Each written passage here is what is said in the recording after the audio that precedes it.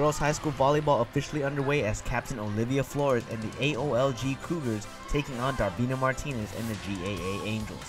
The Angels brought their A-game with them in the first set, making it tough for the Cougars to pull away. GAA recovering from a wild ball, getting their first point of the set. The Angels taking it to the home team down 1 after a serve ace. The Angels coming to this game the underdogs and were guns blazing in the first set. The Cougars would respond to the challenge with a slight lead. Stephanie Berdalio setting it up nicely for teammate Taylor Solis. Solis giving the spark for her team, and she had a big game. More highlights for number 3 later. Team captain number 4, Olivia Flores, giving the Angels a tough time, showing them she's got aces in her hand and also was deadly when set up nicely.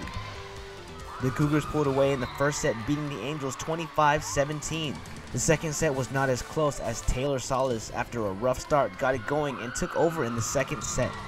Here she is sending the Kalos through the way of the Angels, and the Angels were not able to respond. The Cougars behind Taylor Solis and Olivia Flores finish off the Angels in 2 sets. A high school football game that didn't end in a forfeit, the JFK Islanders visiting the new kids on the block, the Ukadu Bulldogs. After a wet and rainy day, the fans still in attendance, proving that a little rain is just a part of the game. However, the rain would prove a problem for the players on the field. A wet field proved a shifty game plan as both players on offense and defense were slipping all over the place.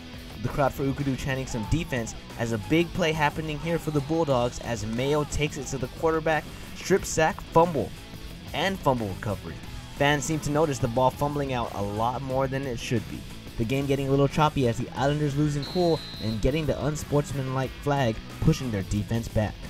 The Bulldogs' Joshua Petabello finding seams in the blocking and taking off to the sideline and won't be stopped before getting the score. The officials getting their hands up approving the touchdown, Bulldogs up 7-0. The Bulldogs receiver making a nice one-handed catch and run on the play, but would eventually get stopped and ended up fumbling the ball. The Islanders would once again retain possession.